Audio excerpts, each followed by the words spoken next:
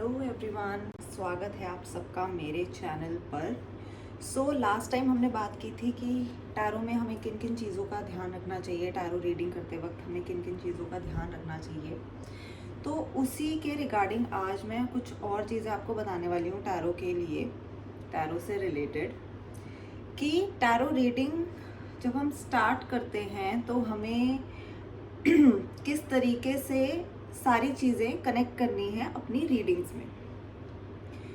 अब हमें करना क्या होगा अपनी रीडिंग्स के टाइम पे, जब भी आपसे कोई भी कुछ क्वेश्चन पूछता है तो आपको करना क्या है, आपको कार्ड्स शफल करने हैं एंड देन आप उनसे कार्ड उठवाएंगे या खुद से कार्ड उठाएंगे, that is completely up to you.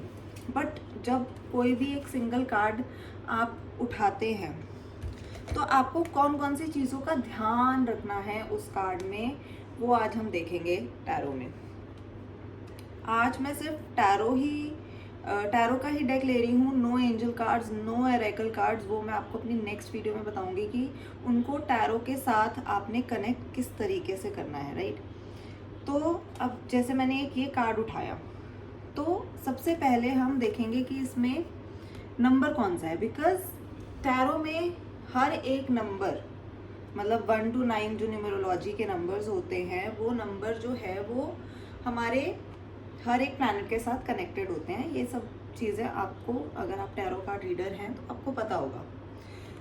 दूसरी चीज़ कि कौन कौन सी चीज़ें हमें पूरे कार्ड में दिखाई दे रही हैं, ये हम अच्छे से देख लेंगे। जैसे इसमें बहुत सारे हमें वॉन्ड्स दिखाई दे रहे हैं, टियारा दिखाई दे रहा है कि यहाँ पर एक ऊपर, लॉन्ग शूज़ दिखाई दे रहे हैं, रोप दिखाई दे रही है, हॉर्स दिखाई दे रहा है और एक ह्यूमन फिगर दिखाई दे रही है। और साथ ही में जो कलर्स हैं वो कलर्स भी हमारे प्लैनेट्स के साथ रिलेटेड होते हैं, तो वो भी हमें ध्यान रखना है कि इसमें कौन कौन से कलर्स हैं। और ये कंप्लीट जब हम देख लेंगे कि इसमें ये सारी की सारी चीज़ें दिखाई दे रही हैं, उसके बाद देन हम रीडिंग देंगे। आप देखेंगे कि पीछे हमें 2 लोग और भी दिखाई दे रहे हैं, तो ये भी कुछ ना कुछ सिंबलाइज करता है टैरो में। और अगर सामने वाले का क्वेश्चन है कि आप मेरे बारे में कुछ बताइए, क्योंकि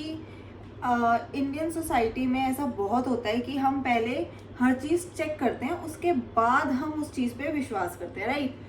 तो काफ़ी लोग आपके पास ऐसे भी आ सकते हैं जो कि बोलेंगे कि आप कार्ड पिक कीजिए और हमारे बारे में कुछ बताइए कि हम आपसे क्या पूछने आए हैं और हमारी प्रॉब्लम्स क्या हैं। तो वो आप सिर्फ और सिर्फ इसी तरीके से प्रेडिक्ट कर सकते हैं, नंबर देखकर, कलर्स देखकर, साथ ही में ये सारी की सारी फिगर्स देखकर, जो भी मोटिव्स आपको इसमें दिख रहे हैं, जो भी फिगर्स दिख रही है, वॉन्ड्स दिख रहे हैं, XYZ जो भी सारी चीज़ें आपको दिख रही हैं, उन्हीं के थ्रू आप प्रिडिक्ट कर सकते हैं। और साथ ही में आप जब प्रिडिक्शन देंगे ना, तो आपकी इंट्यूशन स्ट्रांग होना इज़ वेरी नेसेसरी।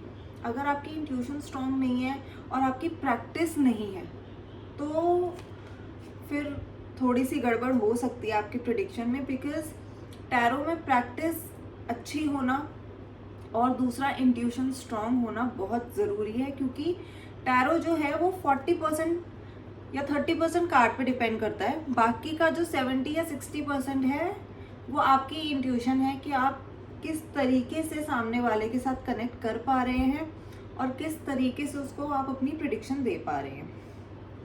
अब हमें प्रिडिक्ट करते वक्त ये भी ध्यान रखना है कि सामने वाले का माइंडसेट क्या है।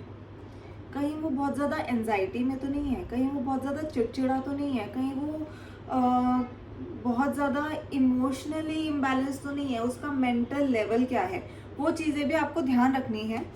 उसके लिए एक टेक्निक आप और भी यूज़ कर सकते हैं जो कि बहुत लोगों के काम आती है।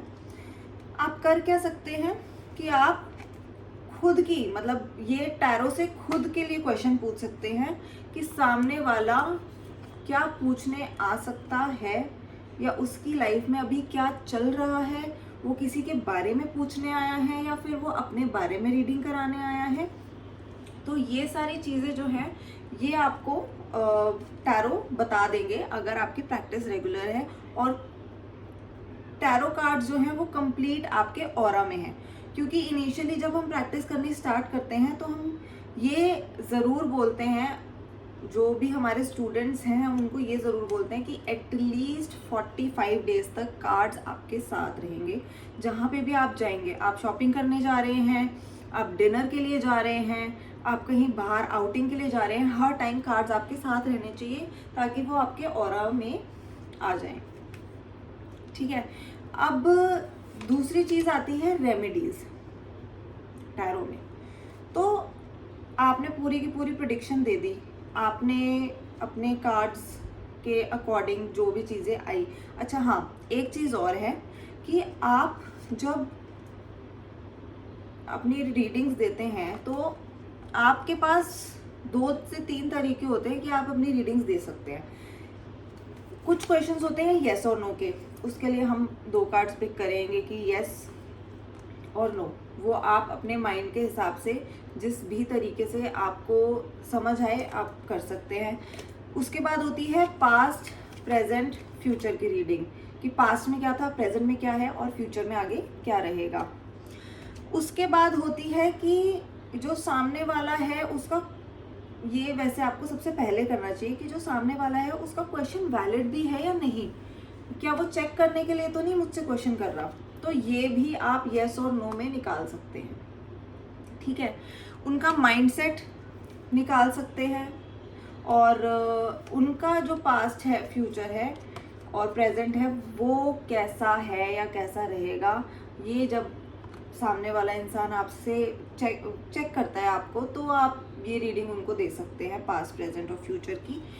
और साथ ही में आप सिचुएशन के हिसाब से कि अभी क्या हो रहा है एट प्रेजेंट, मतलब उसके लिए भी आप 2-3 कार्ड्स निकाल सकते हैं। आगे क्या होने वाला है, मतलब अगर आपको स्टोरी बिल्ड करनी है अपनी टैरो में सामने वाले की लाइफ के अकॉर्डिंग, तो वो आप कार्ड्स एक के बाद एक अपने एक एक क्वेश्चन के लिए एक एक कार्ड निकाल सकते हैं। जैसे अभी क्या हो रहा है, क्या वो चीज़ हो जाएगी जो ये मेरे से पूछ रहे हैं, कब तक होगी, तो ये एक एक कार्ड आप सिंगल सिंगल उस चीज़ के लिए भी निकाल सकते हैं। अब आता है रेमेडीज़ का पार्ट। तो रेमेडीज़ आपको किस तरीके से देनी है, देखिए पहली तो आप अगर कोई भी आपके पास आ रहा है सीखने के लिए या फिर क्वेश्चंस करने के लिए, टैरो रीडिंग कराने के लिए, तो आप रेमेडीज़ जो है वो ये रोमन नंबर्स जो लिखे होते हैं इनके अकॉर्डिंग दे सकते हैं या फिर उनके अपने डेट ऑफ बर्थ के अकॉर्डिंग दे सकते हैं, राइट। तो आपके पास ये 2 तरीके होते हैं रेमेडीज़ देने के, या फिर जो उनकी सिचुएशन है, अगर तो रिलेशनशिप से रिलेटेड है तो आप उनको स्टोन्स भी सजेस्ट कर सकते हैं। सेमी प्रेशियस जो स्टोन्स होते हैं वो हम टैरो रीडिंग के लिए यूज़ करते हैं। अगर रेमेडीज़ में हमें स्टोन्स देने हैं तो हम सिर्फ और सिर्फ सेमी प्रेशियस स्टोन्स देते हैं, हम ओरिजिनल प्रेशियस स्टोन्स उनको रेकमेंड नहीं करते टैरो कार्ड रीडिंग में। तो ये कुछ चीज़ें थी जो हमें टैरो कार्ड रीडिंग करते वक्त ज़रूर ध्यान में रखनी है ताकि हमारी जो रीडिंग्स हैं वो एक्यूरेट रहें। और अगर आप रेगुलर मेडिटेशन कर रहे हैं तो मैं आपको ये सजेस्ट करूँगी कि अपने कार्ड्स जो है वो अपनी मेडिटेशन में हमेशा साथ में रखें। अगर आप किसी स्पिरिचुअल प्लेस पे विजिट कर रहे हैं, होली प्लेस पे विजिट कर रहे हैं, अपने कार्ड्स को साथ लेके जाए ताकि जो है उनकी एनर्जी अच्छी रहे। तो ये था बहुत ही इम्पॉर्टेंट एक टॉपिक जिसमें ज़्यादातर टैरो कार्ड रीडर्स कंफ्यूज होते हैं, या फिर वो लोग जिन्होंने अभी टैरो कार्ड रीडिंग सीखी है उनको ये चीज़ें समझ नहीं आती। तो ये चीज़ों की क्लैरिटी बहुत ज़्यादा ज़रूरी थी। अगली वीडियो के लिए आप मेरा चैनल सब्सक्राइब कीजिए और इसी तरीके से वीडियोस में आपको टैरो की बनाती रहूँगी, टैरो सिखाती रहूँगी। Thank you so much.